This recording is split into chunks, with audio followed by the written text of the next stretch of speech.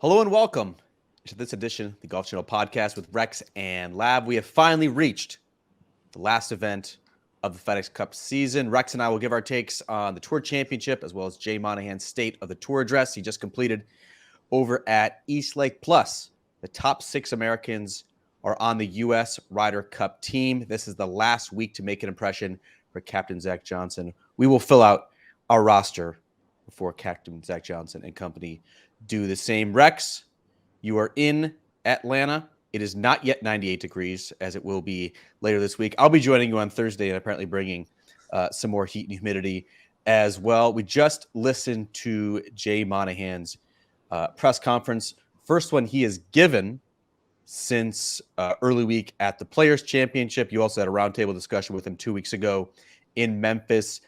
Didn't seem to be a whole lot of new ground covered, but what was your biggest takeaway? Well, that was first. I don't want to say it was an issue because him sitting down with us 2 weeks ago in Memphis was probably a positive step. I think I said this on the podcast during Memphis after that. He's really, really good at winning press conferences. That's the one thing I will say about Jay Monahan. And it's kind of a backhanded compliment. I don't particularly mean it backhanded. I mean, I think he's very charismatic. I think when he answers questions, he tries. He tries even when he's in an awkward position where he can't give away a lot of details. He does a better job than his predecessor, Tim Fincham, does. I did not feel like in Memphis he was comfortable at all. He seemed defensive. He seemed out of sorts. He seemed a little. It was not on camera, correct? It was not on camera. I think this being pretty much his first time back in any kind of public spotlight. And I don't even think it was necessarily he was uncomfortable around the media, which I think he was. I think he was uncomfortable really just being in Memphis. I watched him on the range on Wednesday, as players were sort of practicing. He really wasn't engaging with any players the way he normally does. And I think this all goes to the idea that, look, he has a lot of work to do to rebuild that trust that we've talked about that he lost on June 6th. And I think it's a very uncomfortable position for him. All that being said, I felt like today was more of what we've come to expect from Jay Monahan. He won the press conference today. He spoke for 19 pretty much uninterrupted minutes. That was amazing. Did he not have a prompter? No prompter. I don't even think he took a breath. I kind of had to giggle at our colleague, Eamon Lynch, who was sitting next to me during the press conference. I was like, man, this is not going to stop anytime soon. He's just going to keep going. And this goes to what I think today was all about. He needed to try to start changing the narrative. He needed to try to start spinning things forward. I think Eamon and I walked out. We just did a hit on Golf Today, essentially talking about the idea of he started using some new phrases. And I thought it was interesting the way he used positive outcome. Phrases. Positive outcome. And the way he used that. And I don't think positive outcome and definitive agreement are mutually exclusive. I envision a world where a positive outcome means that there isn't a definitive agreement with the PIF, which opens up all kinds of new conversations that we can have either today or down the line. But even though he has to do this in good faith, the negotiations with the PIF, this is all part of the framework agreement. They have to sit down and try as best they can to come up with some sort of definitive agreement that gets us to NewCo. That doesn't necessarily mean it's going to happen. There is a deadline, December 31st at the end of this year. And I think today was the first time in code, positive outcome, that he sort of opened the door to, that doesn't necessarily mean that we're going to be in business with the Saudi Arabians. It doesn't mean we're necessarily going to be in business with the Public Investment Fund. And that to me was fascinating. Yeah, that's a very nuanced phrasing. I wonder how long it had taken them in planning meetings to settle on that, because it could be interpreted several different ways. It doesn't necessarily mean that the deal is going to be with the PIF. It could mean outside money, or whatever the case may be. Jay Monahan said, when asked specifically if he thought that a deal could be done by December 31st as what is written in the framework agreement, he said, at this point, no, I don't have any reason to think that we won't be successful in reaching a deal. The deal may be that there is no deal. So I thought that was very cleverly worded, just buttoning some things up, like Ron Price, Chief Operating Officer of the PGA Tour, Tyler Dennis, President of the Tour.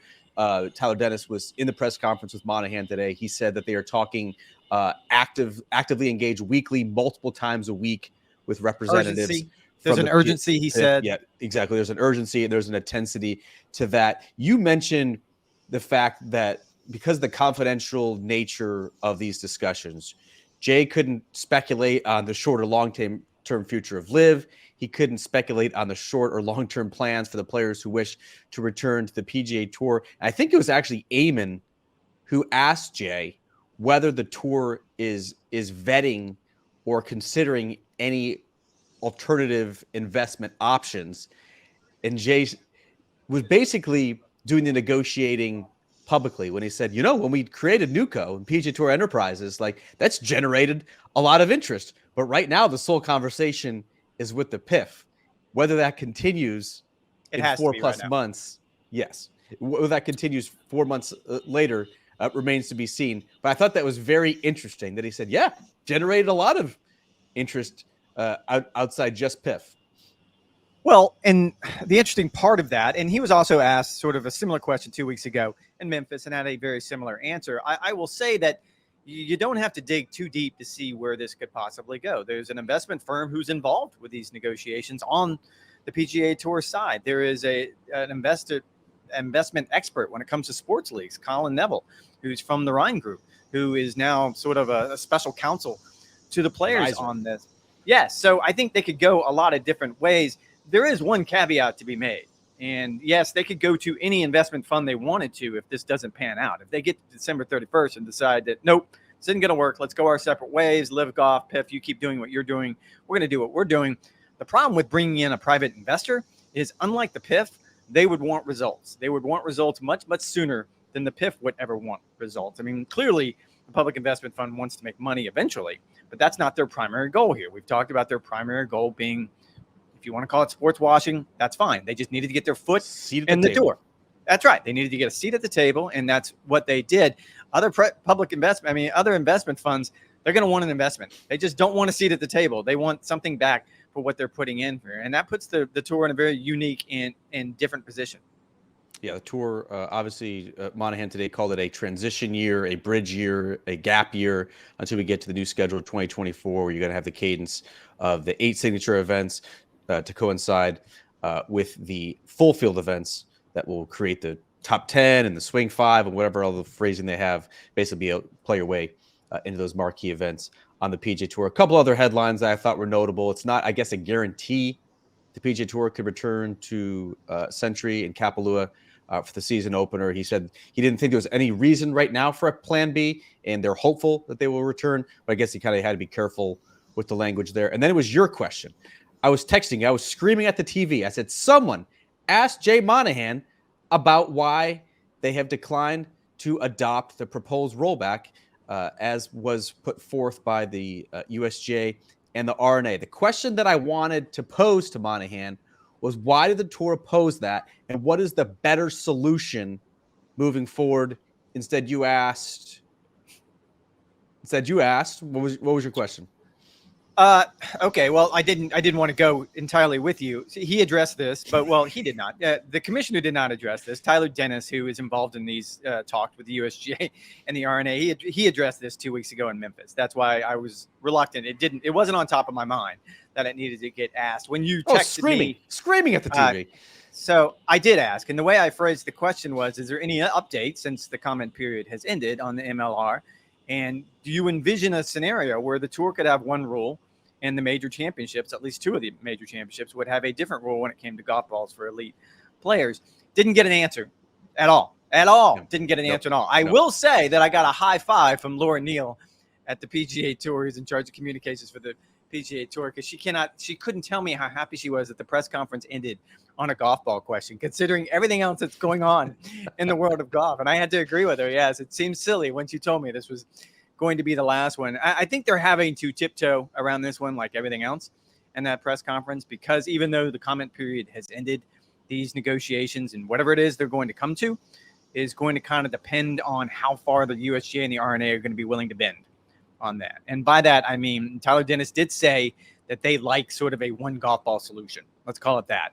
Exactly what that's going to mean sort of depends on how far the USGA and the R&A are going to be willing to bend on. You're talking about one ball for everyone. Right now, what they're proposing is essentially an elite competition ball that could be model local rule that they could just apply at elite men's competition.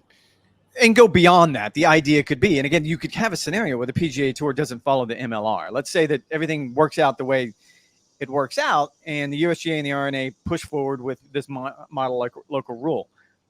There's no reason the PGA Tour has to follow this. They can decide that, okay, that it's not for us. And you could end up playing PGA Tour events with one ball and the major championships, at least 2 of the 4 major championships, with another ball. I don't see that happening. No way. I think they come to some sort of conclusion. But again, this kind of depends on, is the USGA and the R&A willing to negotiate at this point? Yeah, I mean, it's going to be very interesting to see, because the governing bodies have been resistant to basically dialing back the golf ball for folks like you and me. Like, you're not trying to lose 4 to 8 yards distance. I'm not trying to lose 10 yards off my average drives. Like, this is a problem that affects only the very tippy top of the men's professional game. And so they've been very resistant to dip into the recreational game at all. While I think most PGA Tour players, PGA Tour officials just want to see some sort of uniformity across the game. I'm not sure who's going to bend in that one. The solution I could see, Rex, is them punting this until, let's say, 2030. We're, basically 2 1/3 years away from this potentially being implemented on January 1, 2026. I guess a persuasive argument could be made that, hey, we've got a lot going on right now. The future of men's professional game is being determined in these backroom deals between the PGA Tour, the Saudis, and whoever else wants to play ball. Let's sort this out and then revisit this conversation. We're not totally against the idea of a rollback, but to do so in 2 years when so much is still uncertain, that to me seems like a potentially logical compromise. And I think most people, at least on the PGA Tour side of the equation, the PGA of America side of the equation, who are against the MLR as it stands right now, would argue the same thing. I will tell you, and I asked Mike Wan this when we played with him on Media Day. Specifically, his point was, we've given this almost a decade of conversation now. We've talked about this. By the time it comes to implementation, for almost 10 years. Like, how much more time do we need? To your point, it's a really, really bad time in golf right now to throw something else into the mix that needs to get dealt with, that needs to get negotiated. And you're right. I think most people involved outside of the USGA and the R&A would agree. Let's kick the can and see where we are 2 years from now. All right, let's transition to the PGA Tour's season ender this week, the Tour Championship at East Lake, where you are currently located. I'd actually forgotten that next week this golf course is being ripped up and restored by your boy, Andrew Green, whose work at Oak Hill came very highly praised by you on this here podcast and on television as well. Basically redoing some bunkers. There's going to be some aesthetic things. They're going to be changing some of the details of the green complexes and some of the angles. I'm excited because, to me, East Lake is a one-dimensional golf course. It suits a very particular style of player. Hello, Xander Schauffele. Hello, Roy McIlroy. And it's just become outdated. It's kind of a mundane test of golf. I would love to see. I actually think it's criminally unfair that the $18 million FedEx Cup champion is being determined by a single golf course. How you do not rotate this tournament around. And I understand the proud partners of the Tour Championship, whether it's Southern Company or Coca-Cola, and they're really invested in this area. What I don't understand, Rex, is this golf course, like a Kevin Kisner type, is never going to win on this golf course. It is always going to be one of the longest, straightest hitters who excels on this golf course, just because of the length, the narrowness of the fairways, the thickness of the Bermuda greens. Like, it pigeonholes these guys. And so to have the sole determinant of the season-long champion at one golf course makes no sense to me. It has to be on some sort of 2 or 3 rotating course just to give everyone a fair shot. That's You're not putting your money on Brian Harmon this week. Is that what you're telling me? No, I'm not. Even a Southern boy. I mean, the golf course, just plain and simple, does not suit a player like that. Let's put this in context that you'll understand, because we talk about this a lot. Longtime listeners. And Nancy, by the way, thank you so much for your comment. Nancy, I hope this podcast is satiating you in many ways. No kidding. I will say, I put it in context because longtime listeners will understand your frustration, my frustration, that we don't have a sponsor of said podcast. And in this particular case, let's say we did have a sponsor of said podcast, we would go out of our way. Exactly. To make sure that sponsor was happy. I would like for it to be a grill sponsor of some sort. Alcohol. I would like for them to send us a grill, said grill, or alcohol, said alcohol. And we would, again, go out of our way to make sure that the sponsor was happy. That all being said, why do you think we're in Memphis in August? Why do you think we're in Atlanta in August? Do you think people want to play golf here? in August? No. I'm just saying it bothers me. It bothers me, particularly, Rex. The FedEx Cup champion next year is going to receive $25 million. And you can probably count on one hand the number of players who have a realistic chance to win on that golf course, even irregardless of what the starting strokes are going to be. Did you say irregardless? I did. I'm passionate about this. Is that not a word? That is not a word. You are going to get beat up on that one. I did it once a long time ago on live TV, and my wife still hasn't let me live it down. Bunkmate will still hit me, slap me across the face with a very cold and wet, irregardless, honey, irregardless. Irregardless, an adverb, according to I get what you're saying. Webster's I'd dictionary. much rather be in the Northeast right now. I'd much rather be in the Pacific Northwest right now. There are plenty of other places I'd rather be playing golf and covering golf than in Atlanta and in Memphis. And nothing against Atlanta or Memphis. This just isn't the time of year you want to be here. Coca-Cola is here, and they're a proud sponsor. FedEx is clearly a proud sponsor, and that's why we're in Memphis. That's the end of the story. I don't disagree with what you're saying, but it's not going to change. I understand it's not going to change. This is just pick your battles plea. Here. That's what I'm asking. I guess like when you equate it to the major championships, like, yeah, not every player in the Masters field has the skill set capable of winning at Augusta National, right? But they also have 3 other opportunities to win a major championship throughout the year. This is literally the be all and end all in determining the FedEx Cup champion. It's not the fairest way for me to do it. I have also been in favor, Rex, of these starting strokes. I'm not sure how you feel about it. We have not had the doomsday scenario of a guy who wins 7 or 8, 9 times throughout the season, and his only advantage is 2 shots as he gets the Tour Championship and then snipe one left out of bounds as Rory McIlroy started his Tour Championship a year ago. We have not had that scenario. Scottie Scheffler probably could have won 7, 8, or 9 times during this season. Instead, he is once again in the pole position, will have a 2-shot lead over the player who hunted him down on Sunday in the back 9 at Olympia Fields. That is one Victor Hovland. He's beginning at 8 under. Roy McIlroy's at 7. John Rahm at 6. Lucas Glover at 5. When you look at the starting strokes and the position, who do you have your eye on, and who, I guess, do you think is going to prevail? I think Scheffler. It will be interesting, and I would encourage you, since you're doing the blogs today, to go read what John Rahm said about strokes gained. And I hadn't thought about this. He was sort of asked if he likes it or not. And John being like, I have found him to be one of the more sneaky players when it comes to having an opinion on things. So that's very, very well thought out. Sneaky because I feel like if you ask him the wrong question, it's not going to go well. Yeah, if you ask him about his putting, it's not going to go well. But his response was, he goes, I don't understand why, if I'm starting this week 5th, I'm essentially 5 strokes off the lead. I'm also 5 strokes away from last place. He goes, that doesn't make sense to me. And when you put it in that context, I guess I get it. Like if you start this week 5th, you have had a really good regular season and a really good postseason.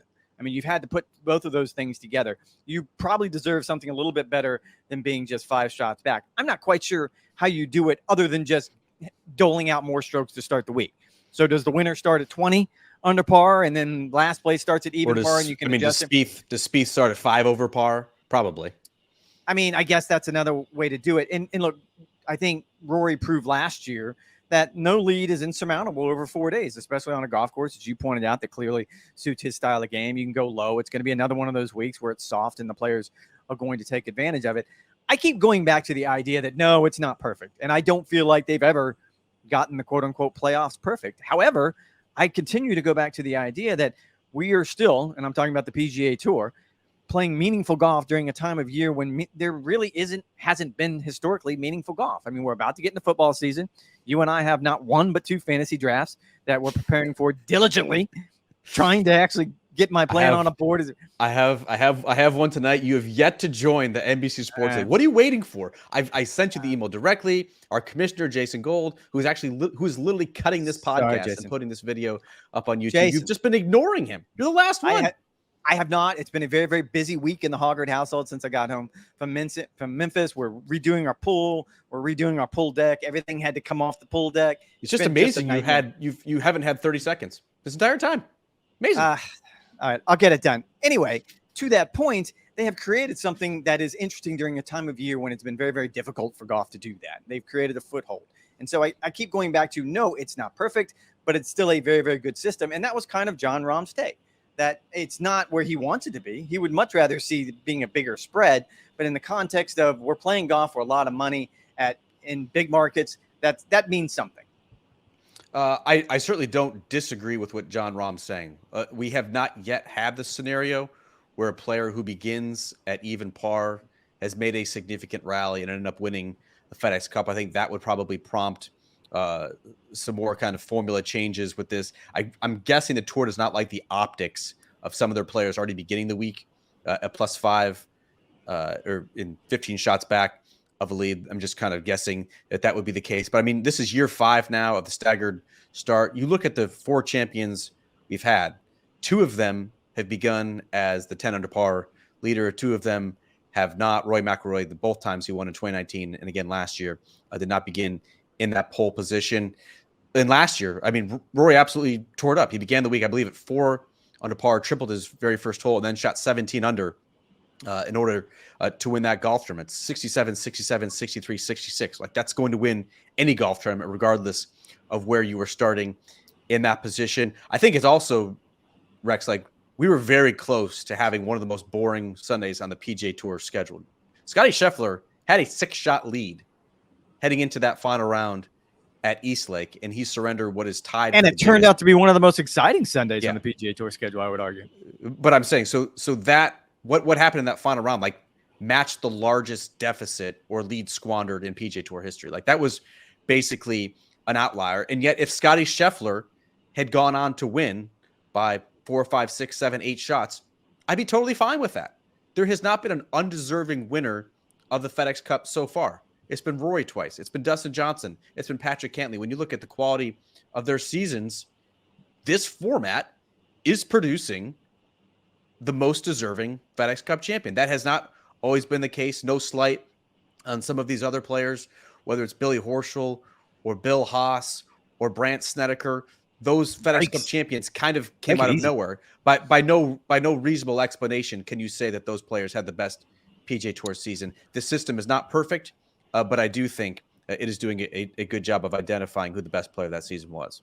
No, it's 100% not perfect. And we can sit here and pick it apart. And I'm always very, very careful in these situations because if I don't have a better idea, I'm reluctant to be overly critical of something. And I don't have a better idea right now. I will tell you that as difficult as this is to sort of wrap your mind around, and again, this was another one of John Rahm's things he pointed out, that you can play for $18 million this week, or you can play for FedEx world ranking points. Because those are 2 separate things. You can play to actually win the FedEx Cup, to win this tournament, or you can play to win, to come in first in what will be the adjusted leaderboard when it all gets taken care of Sunday night. That creates all of these different scenarios. It's things it's distractions that you and I are going to tweet about on Sunday night. However, this is the best case scenario for the tour because essentially you've gotten rid of the idea, and I believe it was JT who a few years ago, he did not win the Tour Championship, but he won the FedEx Cup. And the first thing he said was he was angry that he didn't win at Eastlake. And the Tour does not want that. They don't want the guy who finished second at Eastlake taking their big check and being disgruntled about it. So they've gotten rid of that scenario. So no, it's not perfect, but it's the best possible scenario that they've come up with to date. Yeah, I dig it. Even if it's not an exciting Sunday, which it very well could not be this Sunday at the Tour Championship, I would kind of give that up as a fan to know that the FedEx Cup champion is deserving. I think that's a fair give and a take. Rex, let's give some micro takes. We saw Scottie Scheffler get run down. I actually had it out on the golf course. Apparently, I was a kiss of death last week. I went out to follow Spieth, bogeyed, and then declined to talk to us in the parking lot, not once, but twice. Ended up making it 29th in the FedEx Cup standings. Then I wanted to go see Scottie Scheffler surely close out victory at the BMW Championship. Instead, fails to get up and down from just short of the 15th green, misses a 6-footer on 16, 3 putts from 7 on 17, including a miss from 4 feet for par, which sealed the tournament, and then did not, of course, make a birdie on the 18th hole as well to finish 2 shots back of Victor Hovland. Make the case for why or why not Scottie Scheffler, and if not, who is the most likely to push him? To push him this week? You're talking about to win at Eastlake? I would say Scottie is still the obvious choice because, again, if he just putts average and doesn't have one of those abysmal putting rounds like he had in Memphis where he gave away 4.5 strokes to the field. And last week he had 2 of them. And if he can just avoid those, I mean, again, this is splitting. This has gotten to the point where it's diminishing returns. If you just give away a half a stroke around on the greens, look, it's not a best case scenario, but imagine what he does last week if he just does that. He wins by 4, right? If I'm doing the math correctly, something along those lines. Not so good math. You still have to lean into Scotty. I would say Rory is certainly he continues to put himself in that situation. I thought the putter on Sunday was absolutely awful. I would expect him to go back to the spider putter this week because he's looking for answers in places I don't think he's going to find it, and he's going to continue to do that. Probably the others that you pointed out, Xander Schauffele, he had a good week last week. I think he's going to be uniquely motivated this week, and he played this golf course well. So any of those players I think should be in the mix, but Scotty would be my favorite. My player of the year, Xander Schauffele. Currently winless during this PGA Tour season, but perhaps we can get just a small sliver of solace in calling him FedEx Cup champion. Would not be enough for player of the year, but it potentially could be enough for FedEx Cup champion. Who would be your player of the year right now? Just out of curiosity, because that's always a story I'm going to work on Wednesday at Tour Championship week, and it's Jon Rahm, right? No, I would actually vote for Scotty Scheffler. I know he is losing 4-2 in the win department. It is very interesting, though, Rex, the fact that the two leading protagonists of this PGA Tour season, at least on the golf course, have not won since the Masters. Scotty Scheffler has not won since the Players' Championship. Jon Rahm has not won since the Masters. I think it's at least opened the door. Had Rory McIlroy won last week at the BMW, and then if he double dipped at the Tour Championship, I think you could have made an argument for him. The resumes are very similar when you look to Scotty and Rahm. They each had a runner-up finish in a major championship. Rahm obviously won the Masters and then followed it up with a distant tie for second at the Open. Scotty, meanwhile, he won the Players' Championship, called the fifth major. Players on the PGA Tour certainly put it in that category, and then had top 3 finishes at the PGA and the U.S. Open as well, even though he was kind of on the outskirts of contention there. The reason I would say Scotty Scheffler for my player of the year, you look from a statistical standpoint, we're in historic territory now. He has basically solidified the fact that this is the second best ball striking season in the ShotLink era, which began in 2004. Tiger's 2006 season was the pinnacle. He was 2.98 gaining strokes per round on the field from tee to green. Scotty's in 2.7 territory. It's the second best season ever. And so had he just putted average, I know he hasn't, had he just putted average, I mean, we're talking about one of the all-time great seasons in recent memory. I think that holds a lot of weight with players to see how dominant Scotty has been with his particular skill set. And even though he doesn't have the victories, he has played the best golf this season, the entirety of the season, and not just in what was a very, very hot stretch for Jon Rahm. I'm going to go ahead and leave that on the burner because that sounds to me like something we can get to next week or 2 weeks from now, whenever we're done talking about. Didn't you literally ask me?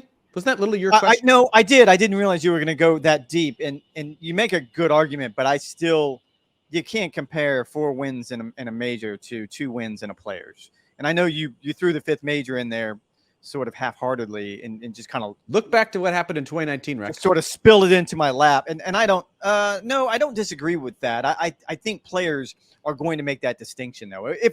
I guess the comparison would be if both of them had 4 wins and one had the Players and the other had the Masters, then it's a conversation. But at this point, I don't even think they're in the same category. And you're absolutely right. What if Scotty wins the FedEx Cup? Yeah, that's entirely different. You have to take what's going to happen this week sort of out of the conversation as of right now. That's why I asked you as of right now. But that one's tough. And again, you made a compelling argument, and it kind of surprised me because I didn't think anybody could. I mean, if we're doing those silly projections things where if the tournament stopped right now, and they don't stop before they start, but if the tournament stopped right now, he's projected 30th on the points list. So if everything stopped right now, who would be your player of the year? And you're arguing for Scotty. I found that interesting based on just straight facts. Yeah, and I'm probably projecting ahead. I think he's going to win the FedEx Cup, and then I think it's a very I don't know if that's safe. It's a very solid case for Scotty Scheffler. I mean, he's played 22 times this year, Rex, and he has 16 top 10s. Rahm was 10 for 19. There were stretches of the season in which Jon Rahm did not perform well. Meanwhile, Scotty Scheffler went 19 consecutive starts with a T12 or better. I mean, this is Tiger-esque levels, not of dominance, not of victories, No. not of any sort of historic stretch in that sense, but of consistency. That goes a long way with the rank and file PGA Tour player who's popping up 4, 5, 6 times a year. To be able to do it 16, 17, 18 times is insanely impressive. But this is the player of the year that we're talking about. This isn't the most consistent player of the year, not MCP. Who played the best? The question is, who played the best this season? To me, that's Scotty Scheffler. I go back to the year that Tiger, again, we're turning this into a longer conversation than I intended it to be. I'll go back to the year that Tiger lost to Padraig Harrington. And when I remember asking Tiger specifically about who should be player of the year. And then we were at East Lake when we were having this conversation. And he said, Padraig. And I said, because of the majors. And he said, straight up. And Padraig had won 2 majors. FaceTime call from my son. I guarantee this is about one of our fantasy picks. So I just keep getting caught up with the idea that you can't compare the Masters to the Players Championship. It is the 5th major. I agree with you on that front. But as it stands right now, I have a hard time picking him. It's a harder. The Players is harder to win than the Masters. The Players is harder to win than the Masters. All right. We can pick this up again later. Okay. I'm sure we'll pick it up next week when the actual PGA Tour season is done. I should note, I don't think it's going to make a difference because neither players should be playing on the PGA Tour through the end of the year. But the Player of the Year voting does not end after this week. It ends at the calendar year in 2023, according to the PGA Tour. But I mean, they've never factored into fall finishes. Well, yeah. I mean, look, they're not going to play in the Ryder Cup. Will have no bearing in their individual performances there. Rex, let's transition to the Ryder Cup team.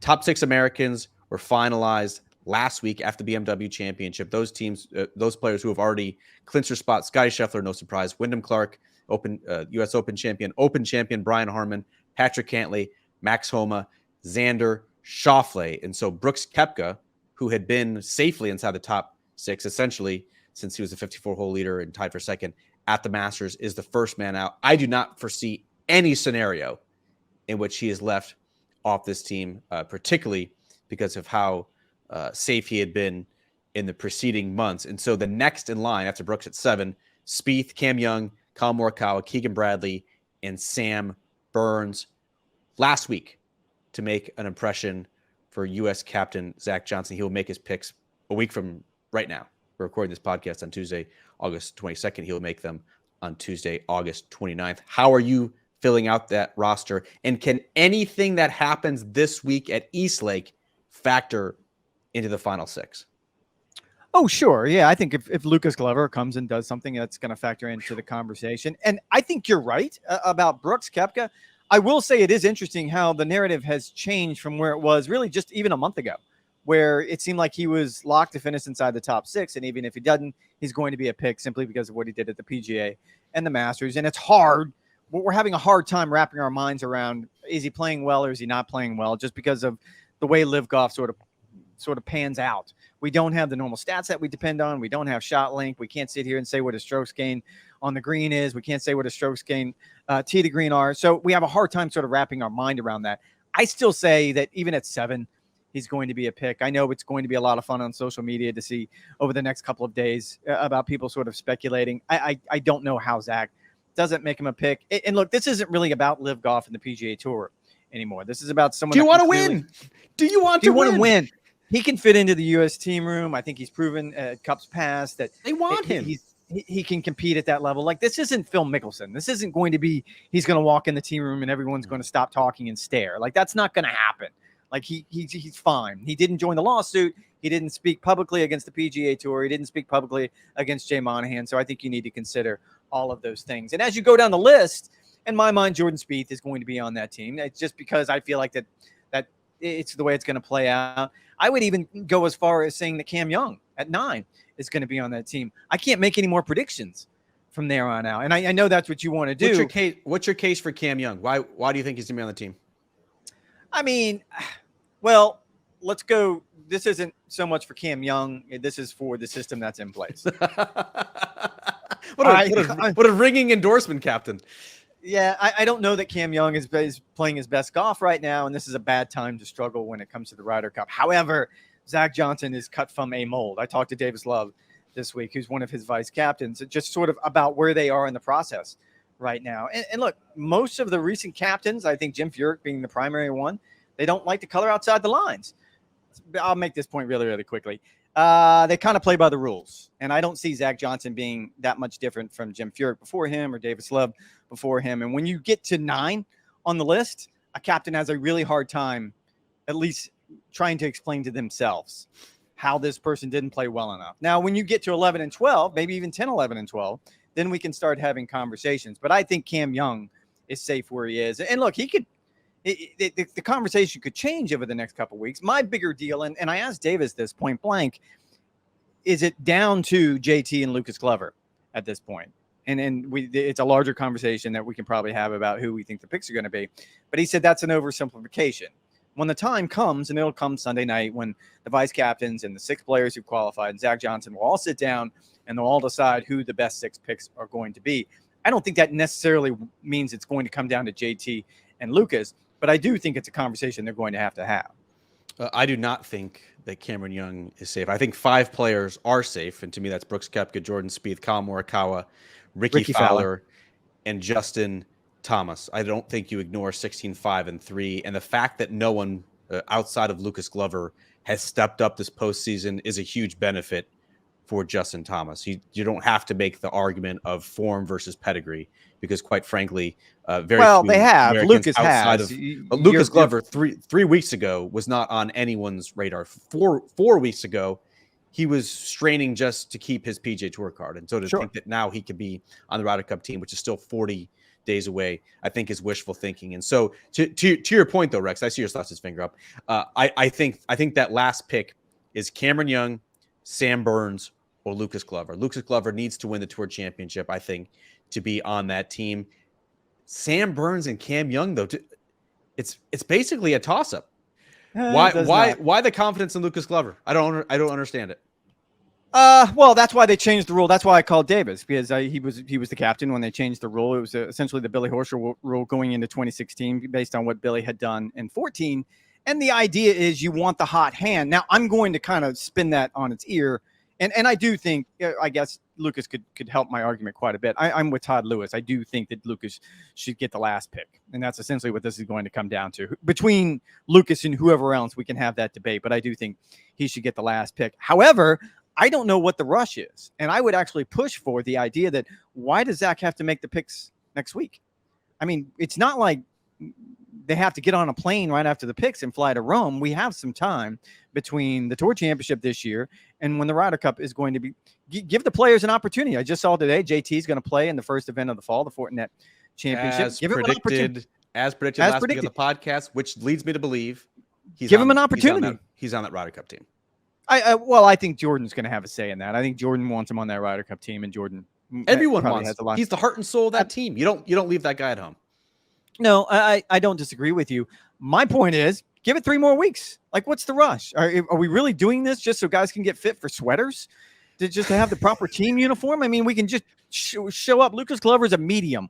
We saw him sweat through the best material money could buy in Memphis. It's not hard. Moisture wicking pants. It is going to be a little bit warm in Rome. Let's get some moisture. It's not going to be Memphis warm, but yes, I don't know what the rush is. It would be my argument, because the idea is you want the hot hand. So let's say someone does play the first 3 events or the first 2 events of the fall, the way Lucas played the Wyndham Championship and the event in Memphis. Don't you want the hot hand? Like, whoever that might be, let's say it's Sam Burns. I just think there is no rush. We don't think these things through well enough, I think, sometimes.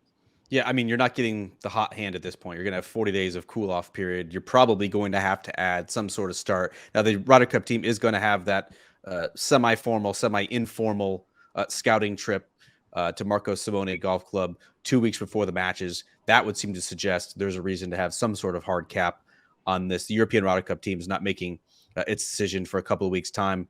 I guess no surprise, the Hogard twins and Ludwig Aberg are both playing this week in the Czech Masters to get on Luke Donald's radar and potentially make one last ditch effort to make that team.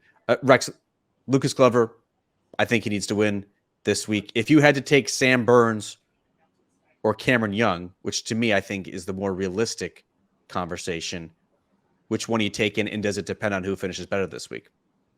No, I don't think you can let it come down to 1 week. I think that would be silly. I would look and look. I guess you're making a good argument. So if it really is going to come down to one pick for those three players, and you're kind of basing it on the idea. I don't think Lucas has to win this week, but let's say that he doesn't play as well as he finished did for that finished T22 last week at the BMW Championship, which it wasn't terrible when you consider all the golf that he's played, and the only dude was 49 guys in the field. Yep, I mean middle of the pack clearly.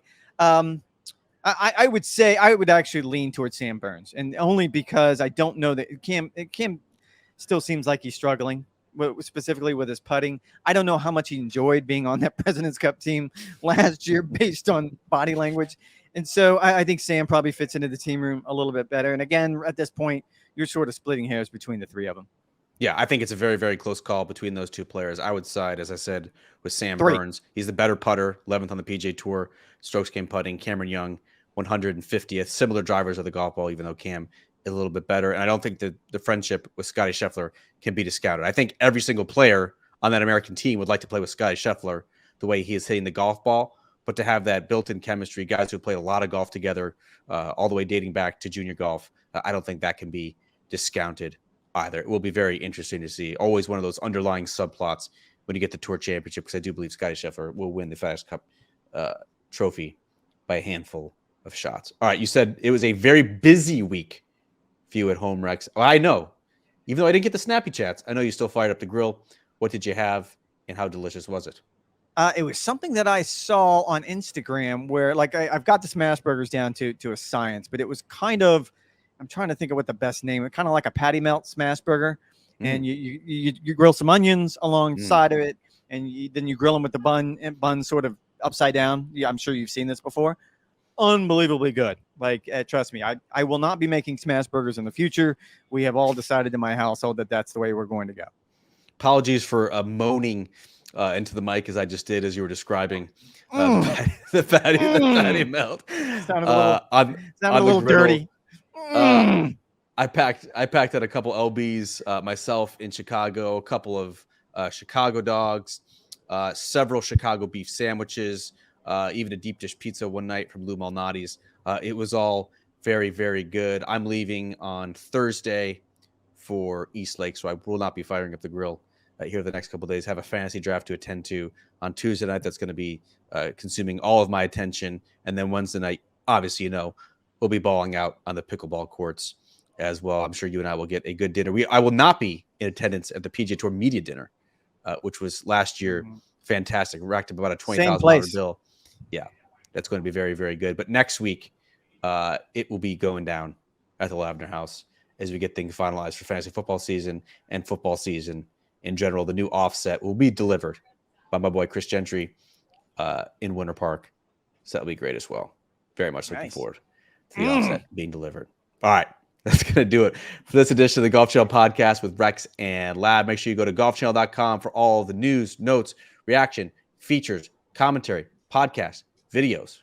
The final week of the PGA Tour season. Rex and I will be on site. Rex, what do you think? Should we do a recap on Sunday night or Monday, the PGA Tour season? Or do we wait for picks on Tuesday? Well, I think we probably need to do both. So I was going to talk to you offline, but since we're going to go ahead and do this online, why don't we try to do something short on Sunday night? I think both of us are heading for the airport. A mini pod before we go to the airport, just so you guys know. It's going to be 15 minutes. It's a hard 15 out because we do have flights to catch to get home on Sunday night. And then, of course, we have to do something to follow up on the picks. Sounds like a good deal to me. That's what we're giving you, folks. Folks, that's what we're giving you. Mini pods and regularly scheduled pods. Content. It's amazing that this podcast is not sponsored by either a grilling company or an alcohol company. And here we are, sitting here on August 22nd. All right, that's going to do it for this edition. We'll talk to you guys on Sunday night.